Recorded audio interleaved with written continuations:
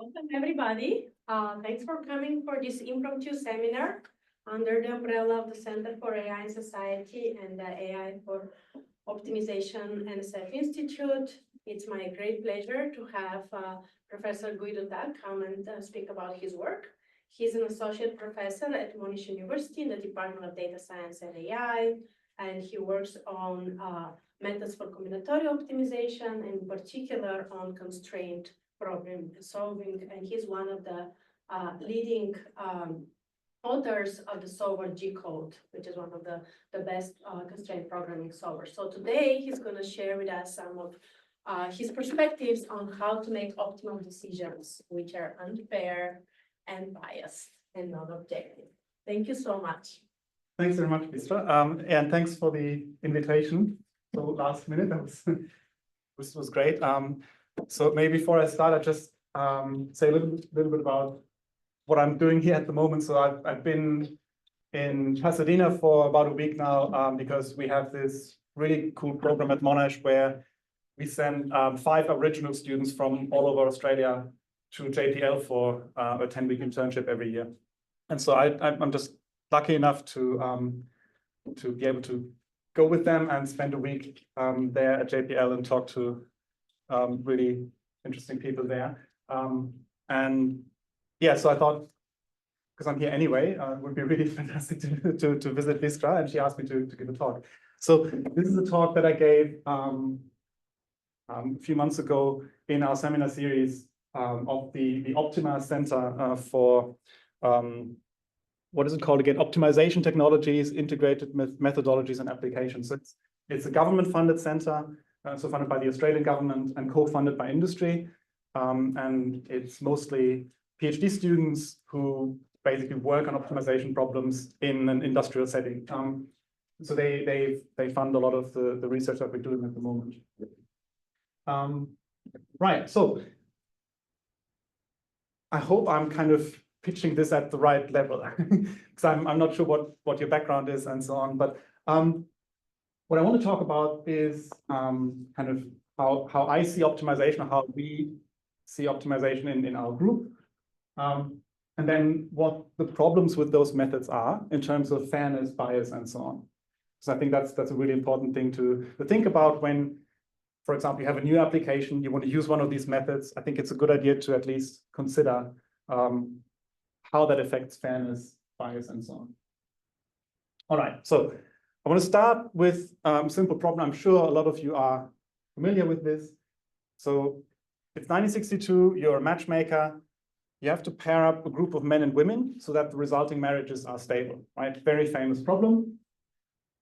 And say Bob would prefer Barbara over his own wife, Doris, right? So he would actually like to split up and marry Barbara instead, but Barbara prefers her own husband, Adam, over Bob, right? And as long as all the combinations are like that, right, no one has an incentive to break up their marriage, right? Because the person they would prefer is actually happier with the person that they're currently married to. So that's the definition of stable in this context in 1962, right?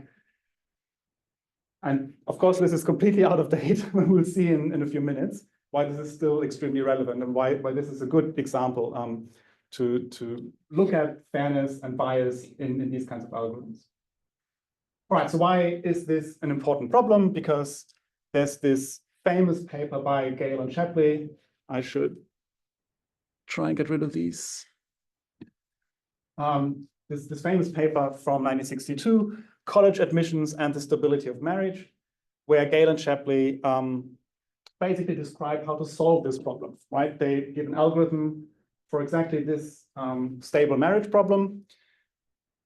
And the algorithm works like this. So for each man, you select the woman that he prefers the most and with whom you haven't matched him up before. And then if that woman isn't matched yet, okay, that's the match you now select. But if she already has a match and she prefers this man that you're currently selecting, then you change her allocation.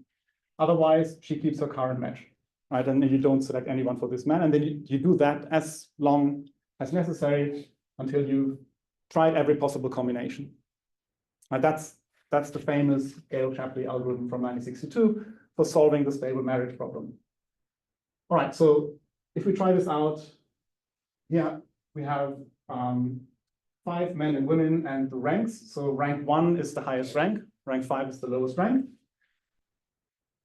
And then what we can do is in round 1, we match Adam to Barbara because that's the highest match. And then we would like to match Bob to Barbara as well, because that's rank number 1, but that doesn't work, right? Because we have to check for Barbara that she actually prefers Adam over Bob. So she keeps her current match with Adam. So we can't find someone for Bob in this round. We go on to Charlie, gets matched with Elsie, Dave gets matched with Alice, and Edgar with Doris. Now, we're not finished yet, right? Because there's one person who doesn't have a match yet. So we go to round 2. In round 2, we select the second highest option for Bob, which is Doris. Doris already has a match with Edgar. So we look at the other table. Doris actually prefers Bob over Edgar, right? It's rank 4 versus rank 5. So we change that allocation. Edgar now cannot be matched to Doris anymore. And then Edgar gets his second rank Claire. And that's the algorithm, right? So we do this in rounds until we can't do anything anymore. And in this case, we found a matching, right? So we have the same matching now on both sides here. I just basically copied it to the other side. Yep. Yeah, I'm wondering, so in the first round, actually, when we match Bob to Barbara, because Barbara is not available, why don't we just match Bob to Doris, which is his section in his. Because that's not how they describe the algorithm. Okay. But actually, you end up here. Sorry? Eventually, we end up here. We still match Bob to. We do. I think I would have to think about that a bit more. I don't think that would be equivalent to this algorithm. I think you could get a different outcome. And I'm not sure whether the proofs that they have would still work about the properties of the algorithm. So in their algorithm, really, if it doesn't work, you just don't match them and you consider them again in the next round. Okay, so let's analyze the properties of the algorithm, right? I mean, not in detail, but just what do we want from an algorithm? Well, the first property we want, that it's correct. Well, they prove that it always produces a stable matching if one exists, because we can have situations where we cannot construct a stable matching, and then the algorithm would simply not match everyone, right? So you wouldn't find a match for everyone. Well, efficiency, it's basically O of n squared, which is pretty good for reasonable sizes of problems. So that's fine. They have optimality proofs, so the solutions are optimal, so guaranteed to match the highest possible ranks. And another important question that you always ask in this context is, can you cheat? For example, if you give your preferences in a way that are not actually reflecting your real preferences, can you get a better outcome that way? And in this algorithm, the answer is no. So if you give your truthful preferences, that gives you the best possible outcome, which is a very desirable property for these kinds of algorithms. Because otherwise people will have to do, it's a bit like when you have to do kind of strategic voting, or you have to kind of think, okay, I would really prefer this, but I'm not getting that anyway. So I better change my preferences so that I have a better chance of getting my second preference and things like that. Right? That's not the case here. So give your truthful preferences, and collusion doesn't help either. So you can't collude with someone else to say, okay, if we both vote this way, then we both will get a better outcome, right? Everyone can simply state their personal best preferences. So, and if you invent an algorithm like this, you get the Nobel Prize in economics. So that's great. The prize was only awarded to Shapley because Gale had already passed away earlier. And that's why, otherwise he would have been on the prize as well. That was in 2012. All right, so I may have omitted a small but important detail here. So there's usually more than one stable matching, right? And if there's more than one stable matching, we have to really ask ourselves, which one of those does the algorithm actually produce, right? Well, it turns out, what I didn't show you was that it produces the one that is optimal for the men and the worst possible match for the women. Right? So that's clearly a massive problem with this algorithm, right? It's extremely biased, right? It favors one group in the worst possible way, or in the like one group gets their best preferences and the other group gets their worst preferences. And also for the women, like the men get their perfect preference, and for the men it's true that they get the optimal outcome. There's no reason for them to collude or give incorrect preferences. But for the women, they can improve their bad outcomes by giving preferences that are actually misrepresenting their true preferences. Or they can collude, they can talk to each other and say, okay, if both of us give the preferences this way, we can get a better outcome. So it's really bad, right? So this is not a great algorithm for actual allocations in practice. And the reason is simply that in the algorithm, the men get to choose first, right? And the choices of the women, the preferences of the women, in this case, are only considered as a secondary decision, right? If there's a clash, then the choices of the women are considered. And this bias is completely hard-coded into the algorithm. And of course, Gale and Shapley knew that, right? They didn't present this as a fair allocation algorithm or anything like that. Right? This is discussed in detail in the paper and analyzed. And of course, if you turn things around, if you let the women choose first, then obviously it's exactly the other way around. And yeah, it's just a feature of the algorithm. Okay, that's 1962. What about 2024? Can we achieve fairness in optimization? Or what do people think about this? Well, I just Googled a bit about Gale Shapley. This is like a blog post from 2023.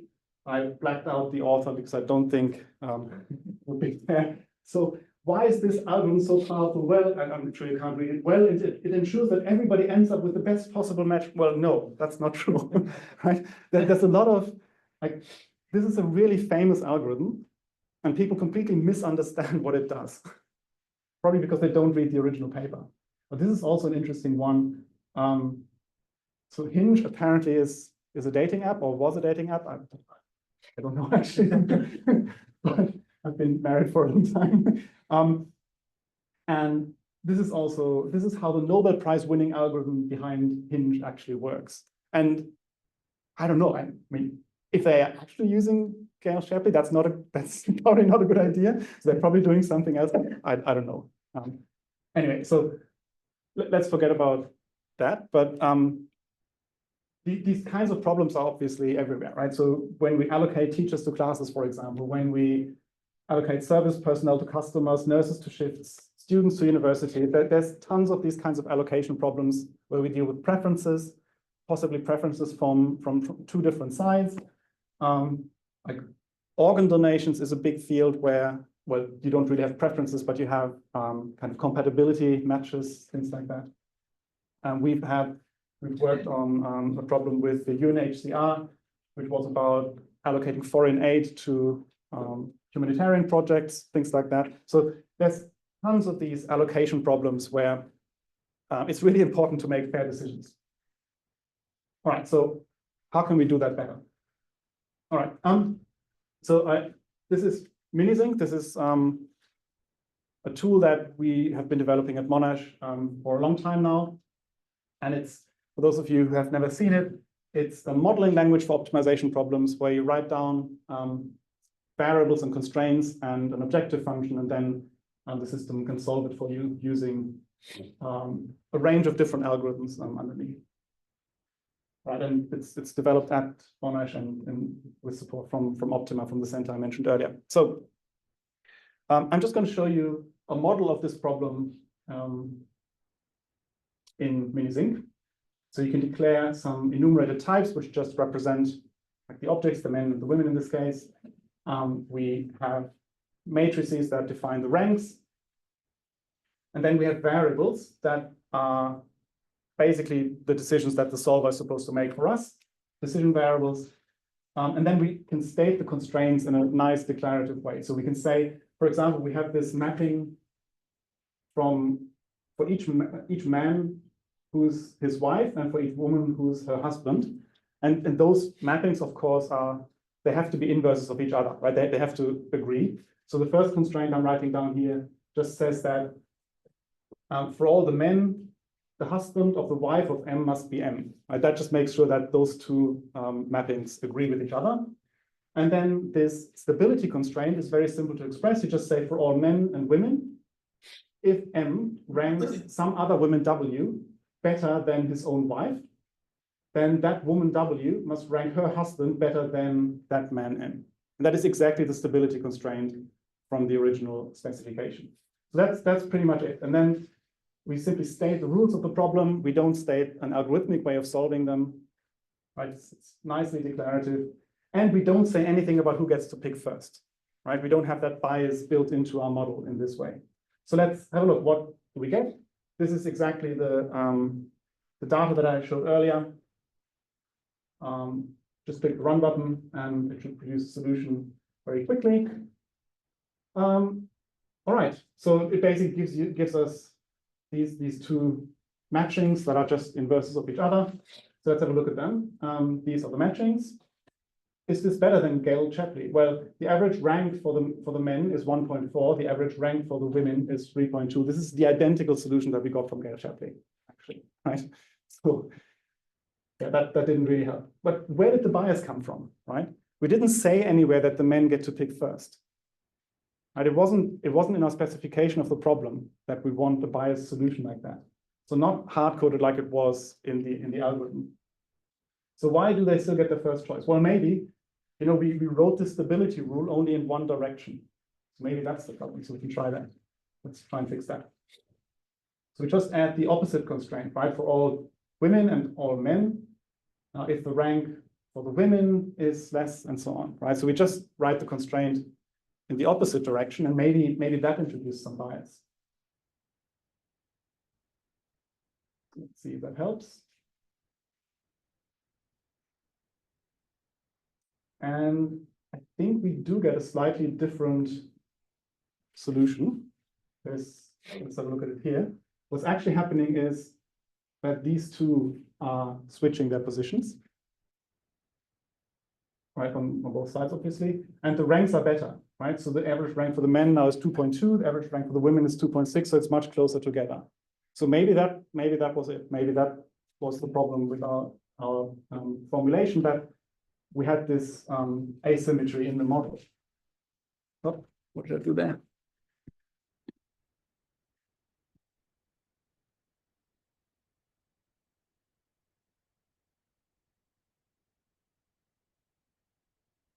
There's another constraint that was asymmetric, and that's the constraint up here, right, which just links the husband and wife relations.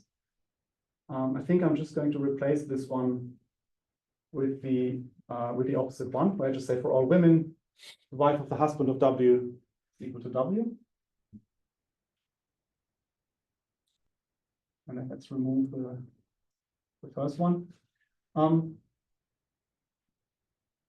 Again, different solution. So that was the previous one. In blue now is the new one. Well, now the men get only 4.0 average rank and the women get 1.2. And to be honest, I have no idea why. I just made some random change in the model. It's still correct. It still gives me a stable matching. But and the other two constraints are still completely symmetric. I don't know what would happen. So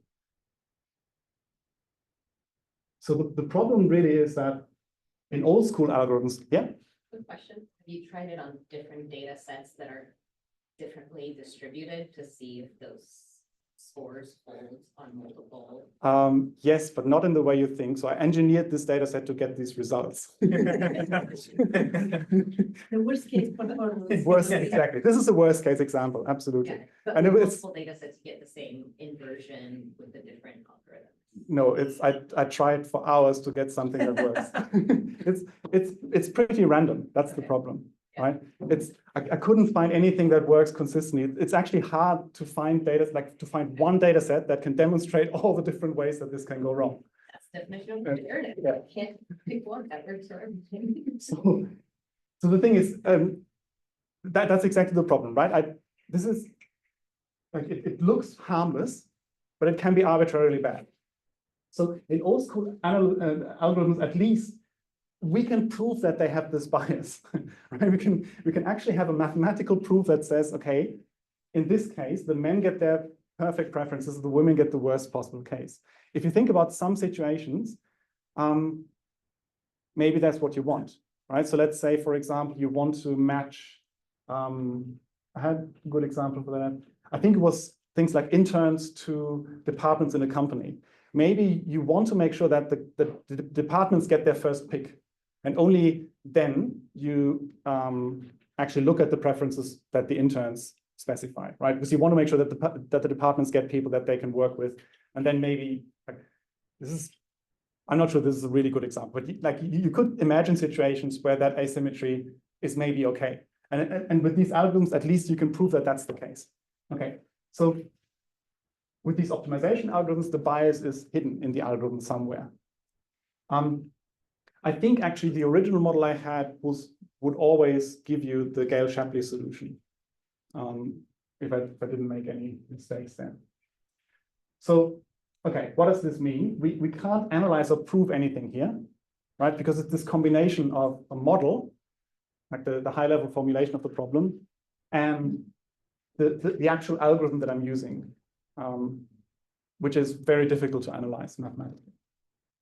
And yeah, it can change if we just edit the models in very subtle ways, or we do some software updates, we pick a different algorithm. Yeah. All right, so my main point really is that we can't achieve fairness by not talking about differences, right? What I tried to do was write down the model and not talk about the two groups, right? And hope that that will just resolve the issues.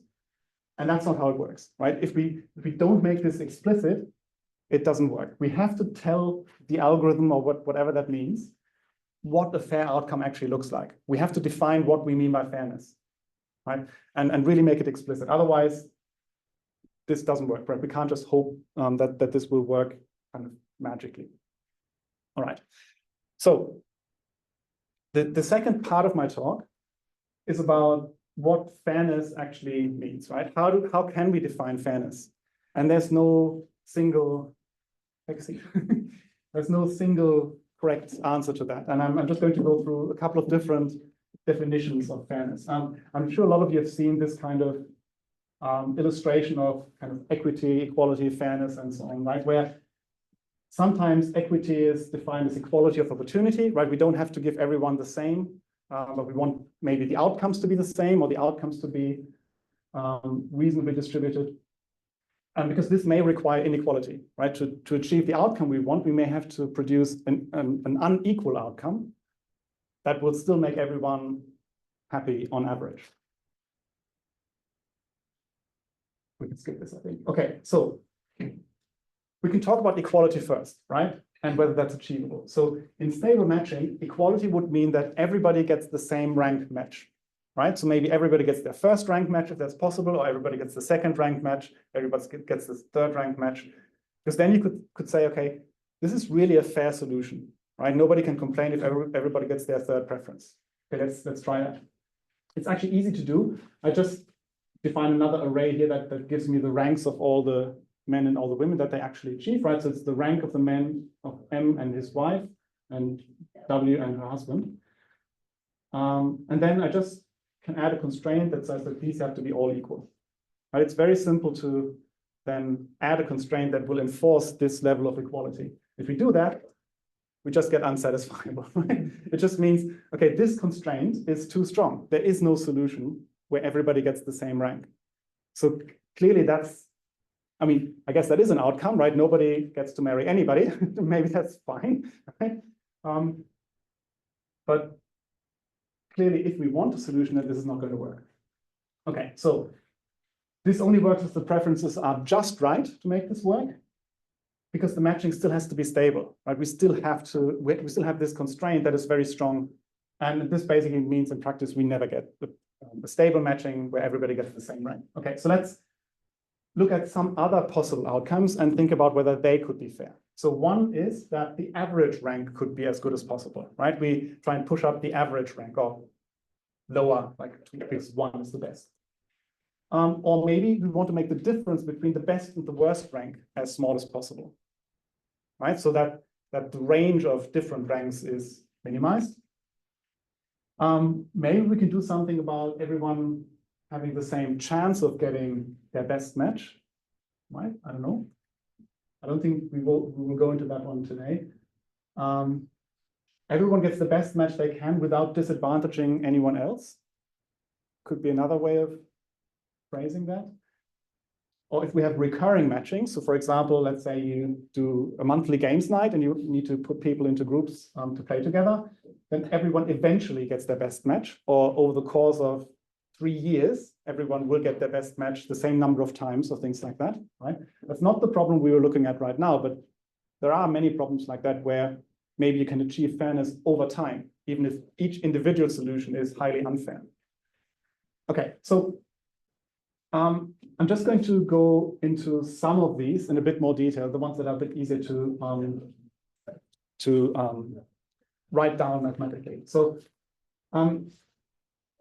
we can express fairness as an objective function that we want to maximize. So for example, minimize the sum of all ranks, which is basically the average, right? Because the number of ranks is just constant. So we can just minimize the sum of all ranks, which would give us the best rank on average. To minimize the maximum rank, minimize the difference between the maximum and minimum rank, things like that. All right, let's have a look at that. We have this all ranks metric here. So this is the solution I get if I think this is just the normal solution if I don't optimize anything, right? The average rank is 3 1/3. The maximum rank is 5, the minimum rank is 1. So somebody gets their first rank, somebody gets their least preferred rank, and the average is 3.3, somewhere in the middle. Okay, now if I add something, if I add an objective function, so the first thing I'm minimizing is the sum, so basically the average of ranks. If I do that, well, the average is still 3 1/3, so that is the best average rank already. Right, so by chance we got the best average rank, but now at least we can be certain that it is. But the maximum rank is still 5, so somebody still gets a pretty bad outcome. Let's see, I think I'm trying something like the max next. Yes, so let's minimize the maximum rank. So the worst of person now gets rank 4, right? So we make sure that nobody gets their worst possible rank, but the average has gone up a little bit, right? So some people get a worse rank now than before, but the worst of gets a slightly better rank. Do I have another one? Maybe max minus min? Yeah, so max minus min means we try and push the solution closer together, right? So that there's less differences. The average rank now has gone up to 3.5, so not much actually. But there's nobody who gets the first rank anymore, right? So we made it more fair by giving everybody a worse rank, right? And the worst person worst rank is still 5, right? I mean, maybe that's more fair, right? You just make everybody equally unhappy. I don't know, that's depends on the application, I guess. But I guess in this case, probably not what you want. But yeah, so that's just 3 different ways you can at least specify what you mean by fairness.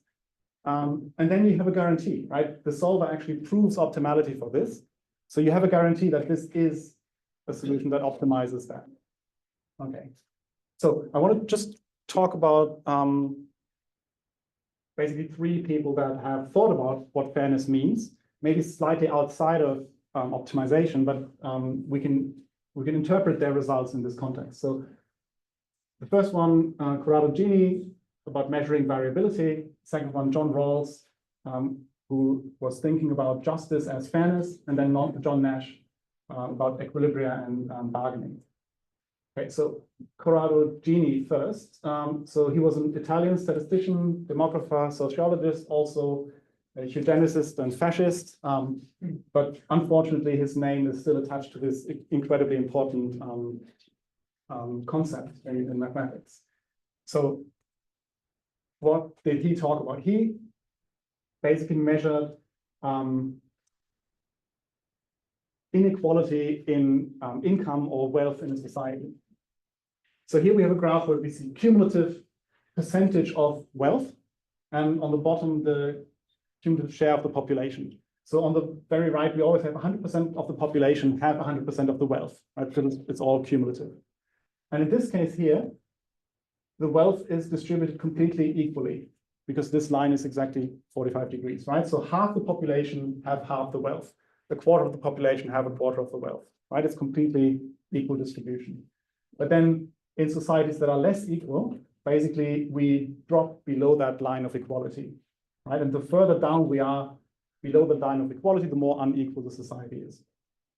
And so what the Gini coefficient, that's what it's called, measures is basically the ratio between like the green and the blue parts, right? The ratio of this cumulative share of wealth or income versus what's left towards equality. And that's a very popular metric, especially if you look at like large scale things to measure inequality in a society or so on. All right, yeah, so the more green we have, the more unequal the society is. And we can actually just write that down mathematically, right? So the Gini coefficient is relatively easy to describe. And it's essentially just the sum of the differences between the things we're measuring over the average. And that's all we have to do. So yeah, we can just write that down. So I'm just going to define the difference, like the absolute difference between each pair of ranks. And so I've got my all ranks there. So I'm doing all ranks I minus all ranks j, the absolute difference of that. And then I minimize the sum of these differences divided by the sum of all ranks. Right, I can just write that down, and I get a solution here, where we can see, well, the average rank is 3.5. This looks very similar to the last one we found, right, where we kind of pushed the two close together, which is probably not that surprising because that minimizes inequality, right? So the differences between the ranks were minimized there. But this is, I guess, a more fine-grained notion of that, rather than just pushing the min and max together. This is really looking at each pair of ranks. But yeah, boy, so we can look at the rank counts. We have 7 on rank 3, 4 on rank 4, and 1 on rank 5 here. That's the distribution in this solution. All right, this is nice. Division can be a bit tricky. So there are some workarounds for that. So some optimization algorithms like typical mixed integer programming solvers, you couldn't implement this directly, so you'd have to do some tricks. But yeah, and we've worked on basically methods for solving this or optimizing this directly. So we did a paper on that a couple of years ago. But yeah, if this is a metric that you want to use, you can basically just formulate it directly because there's a nice mathematical formulation for it. All right, so the next one I wanted to talk about was John Rawls. So an American philosopher, probably one of the most influential philosophers in this kind of area. And his main work is this book, A Theory of Justice from 1971. And the concept that he discussed in that book was this idea of the original position, where so this is all about how you should structure a society. It's not about how to solve optimization problems, but the idea is to reach an agreement about how a society should work without knowing which place in that society you will have. That's this kind of thought experiment, right? If you don't know where you will end up in that society, whether you will be one of the poorest people or one of the richest people, how would you design a society, not knowing where you end up in that society, right? And then he argues that a logical consequence of that is the difference principle, that you try to improve the welfare of the worst off in that society because you could be that person, kind of in a very simplified way, right? And now he only applied this to societies and how you kind of set up the institutions in a society, how you set up access to education, things like that, right? But we can follow the same argument, and this is similar to what we saw before, right? Improve the welfare, or in this case, improve the ranking of the worst off. So you can actually take that one step further. So now you've improved the welfare of the worst off, maybe from rank 6 to rank 5, but what about all the others, right? Well, what about the second worst off? We can just apply this principle recursively. So once we've improve the outcome of the worst off, we then go to the second worst off and move them as far up as possible, then the third worst off, and so on.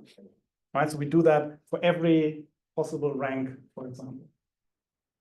And then you can argue that you've basically done the best you can, right? Everybody gets the best possible rank that they can without disadvantaging anybody else, right? Because if we want to make the best of even better off, somebody else will have to drop down.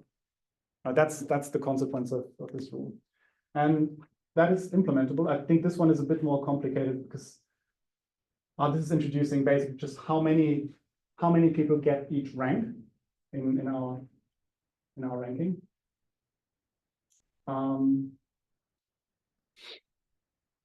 then I'm applying kind of weights to those ranks, right? I'm saying, okay, the worst off gets a very high weight, in this case, 10 to the 6. Like rank 5 gets 10 to the 5, because I know that there's only that many people in each rank. You don't have to worry about the details, but this is essentially implementing that. And then the ranks we get as well, we get still one person gets their first rank.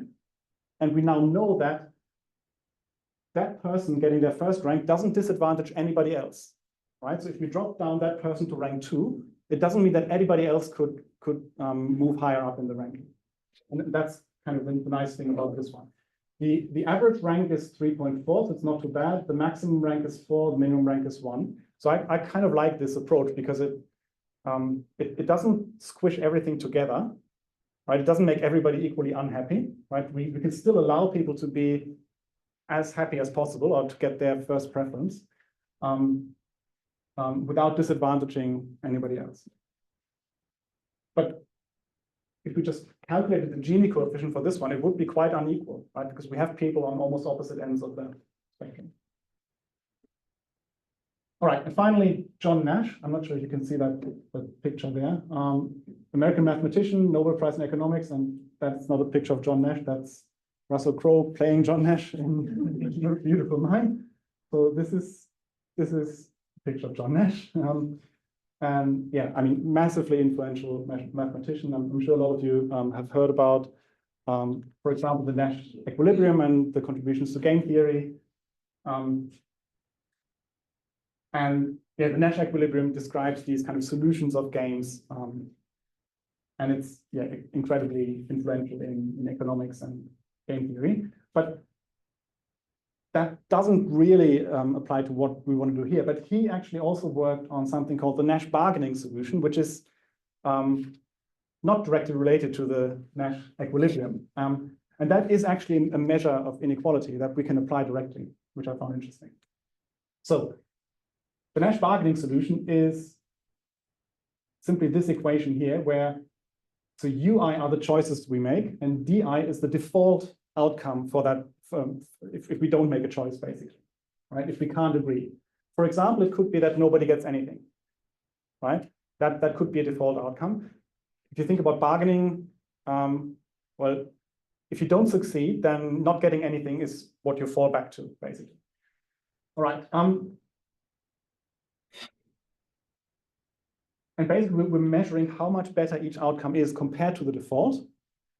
And then we're actually taking the product of all of these, because that gives us what's called proportional fairness. So rather than just adding these up, right, we take the product, which means that, for example, bad outcomes have a much bigger effect than in the sum, right? Because we take the product there.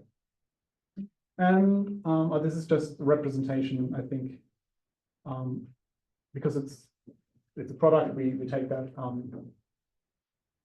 we represent as a rectangle, right? And then the area is essentially what we want. And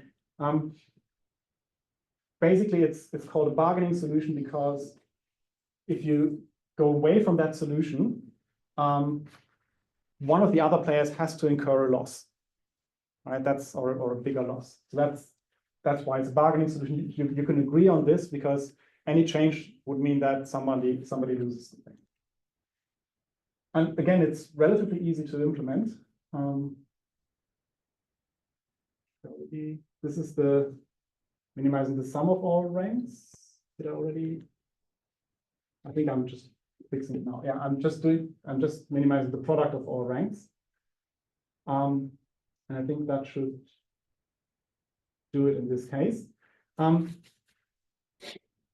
in this case, I just assumed that the default position is 0, right? Which kind of worked out in this case, but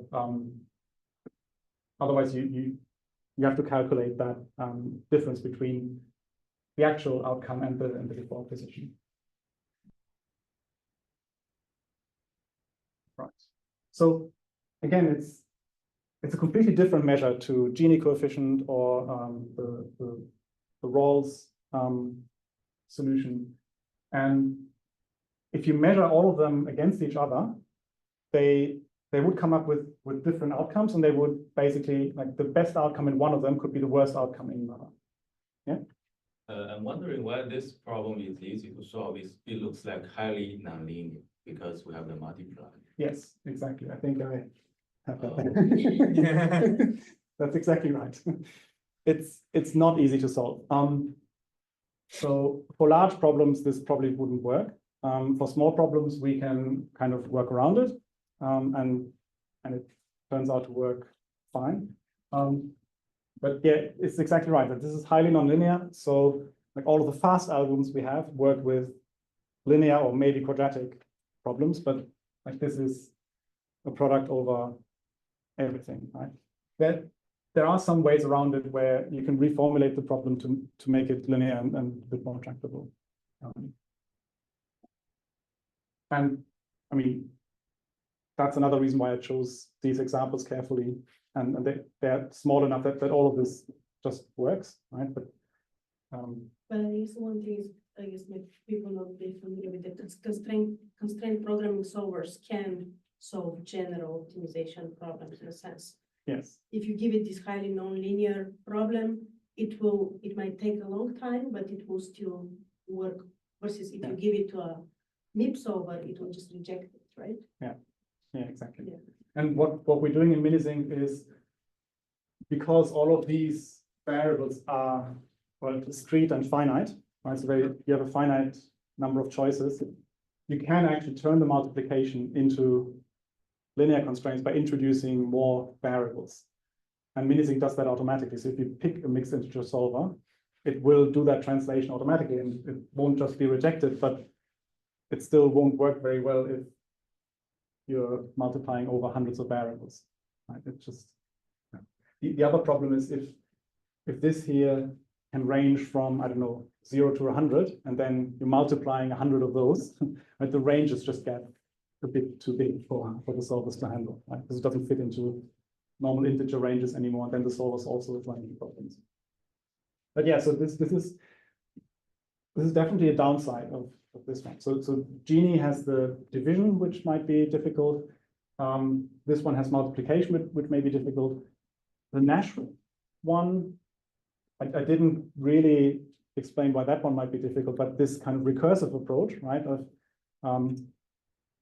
well, you can decompose that. You can say, okay, let me try and push the bottom one up first, and then solve again and again and again. So you just basically solve the problem n times for n people. So that at least still gives you optimal solutions and is doable, right? So it doesn't kind of the performance doesn't degrade massively with increased size. But yeah. All right, I'm running out of time, I think. I've got a few things I just wanted to mention that are really interesting in this context. So other ways of approaching fairness in optimization. One of them is lotteries. Lotteries are really interesting mathematically, because you can, like, they produce massively unfair outcomes, right? I mean, like if you win $1 million and everybody else just lost their money, obviously it's an incredibly unfair or unequal outcome, but everybody has the same chance of winning, right? So this idea of lotteries and introducing randomness can sometimes fix these problems, at least on a theoretical level, right? So if you can prove that you can never produce an equal outcome, then maybe the best you can do is produce an outcome where everybody has the same chance of receiving a good outcome or a bad outcome. Then what I mentioned earlier, achieving fairness over time is really interesting.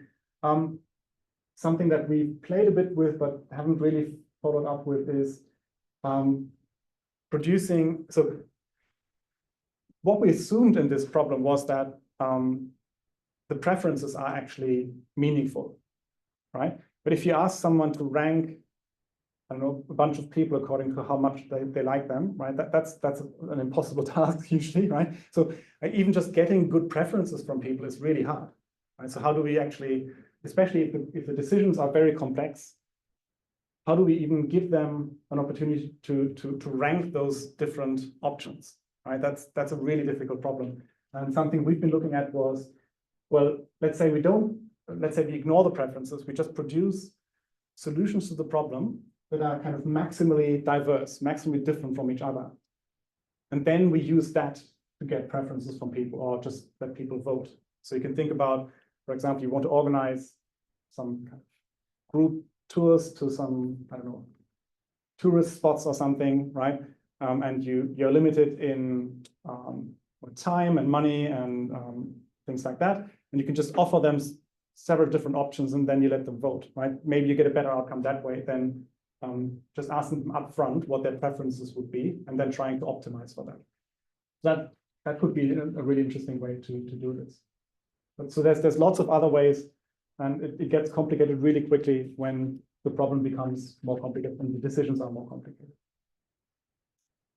All right, so the challenges in fair optimization are really how can we balance efficiency and fairness? And efficiency here doesn't mean like computational efficiency. It means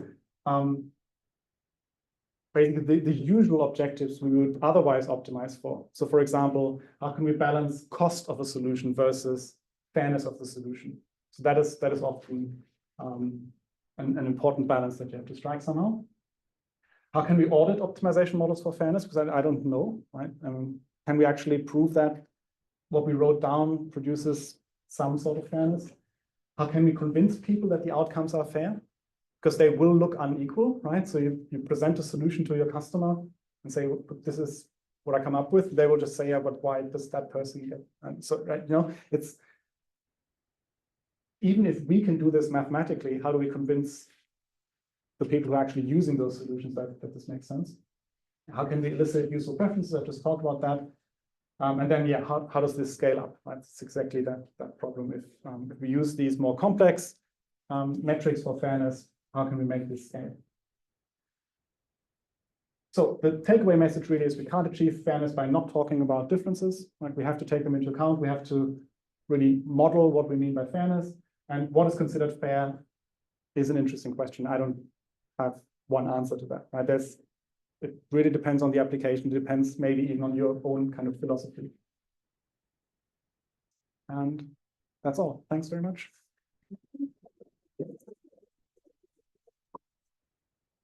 Thank you for the wonderful talk. Questions? We have time? Yeah, where can I find the solver you developed? Should have put that link on the slide as well. Yeah. So it's called MiniZync. Meaning- Let me just maybe.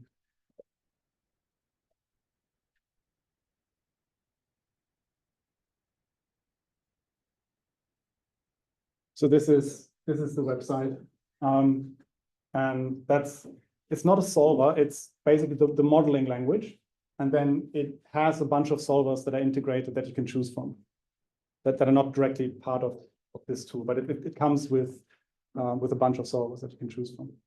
Also, you mentioned for this constraint optimization solver, yeah, it has an advantage. Maybe some of the other MIP solvers they will fail to code, but this one, yeah, they can give us some solutions. I'm wondering what's the algorithm you are using? I'd have to go back to the slides. I think I was using G-code, the algorithm that Vistra mentioned that I developed earlier. So that's a constraint programming solver that I worked on during my PhD. And it's probably not the most performant one for many kinds of problems, right? It works well for certain types. It is one of the options that you have in MiniZync, right? So one of the backend solvers is this one. Actually, I think so. We've got this online playground where you don't have to install the software, right? You can just run it in the browser, and that one comes with Chuff, which is another constraint program solver that's often faster. And then Coin and CAIS are both mixed integer solvers that you can just directly select from there. And I think if you install the download version, it comes with a bunch of extra solvers. And for what type of problem the algorithm you just mentioned is has some advantage? What type of problems? I would say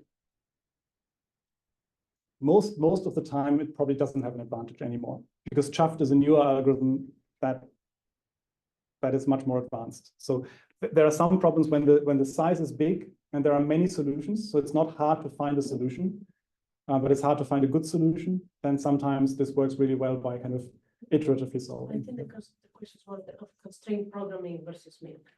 Yeah, so constraint programming works well, for example, for scheduling problems that are not too large, but have hard constraints, so where it's difficult to find solutions that satisfy the constraints, right? So scheduling, packing problems, vehicle routing is another example where it's quite successful. Configuration is a big area. So like, let's say you want to buy a car and you have this configuration engine where you select options, and depending on what you select, some other options become unavailable and so on. So that is typically built on top of a constraint programming solver.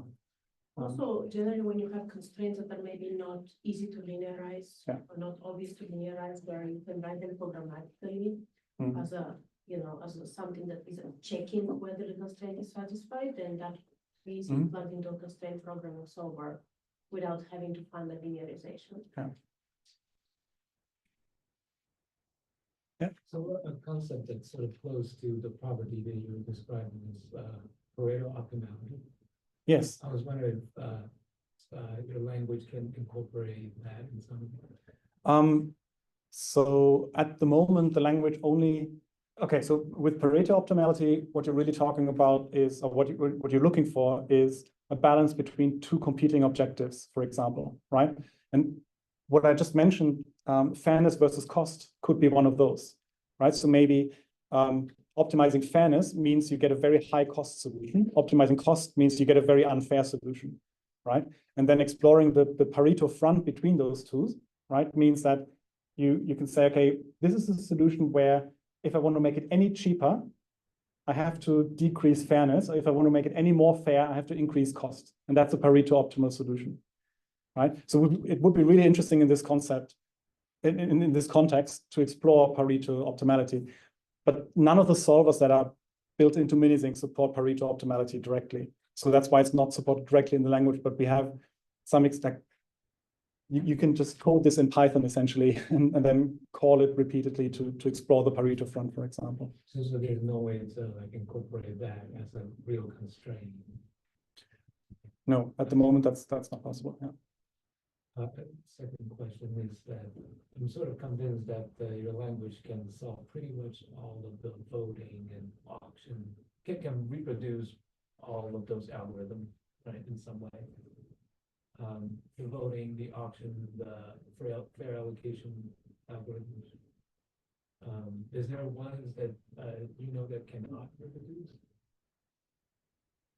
Actually, I'm not even sure it can reproduce all of the voting and fair allocation ones. Well, the John Hawkes is basically bored on, right, and in some way.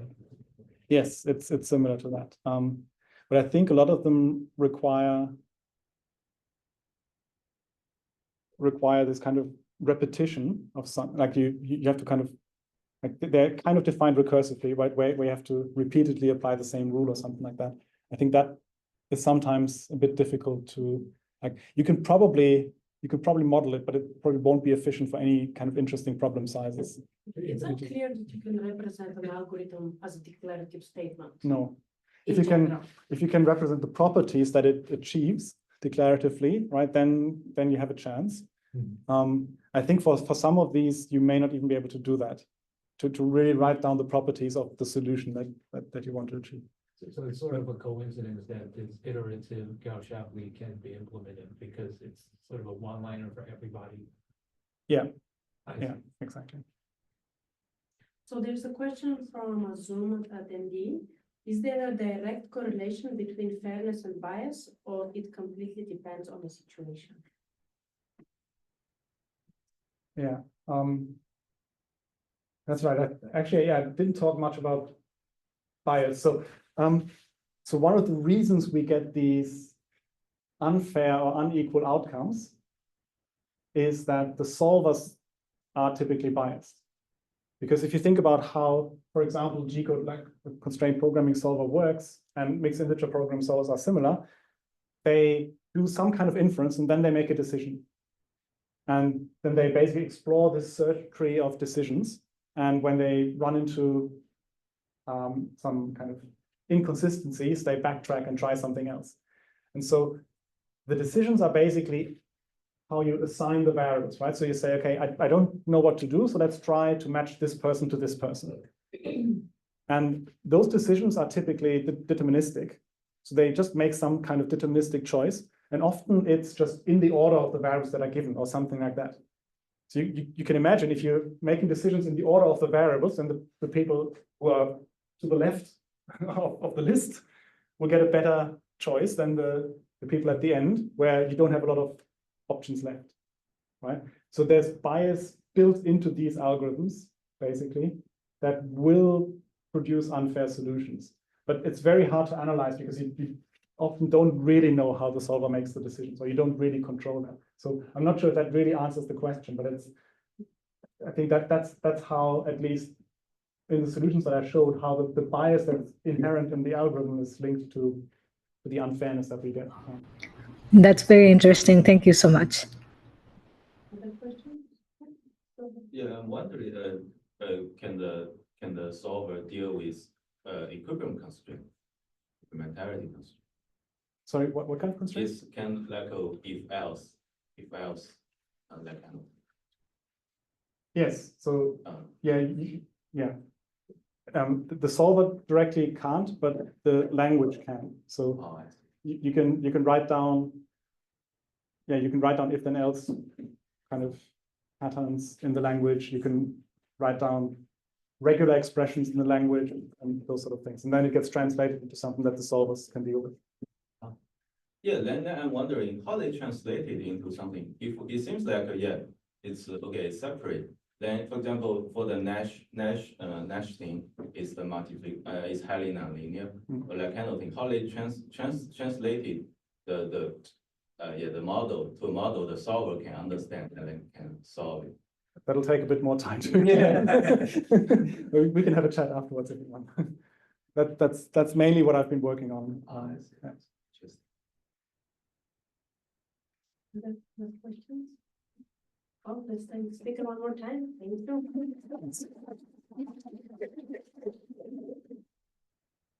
And Thanks for everybody who attended on Zoom. Bye.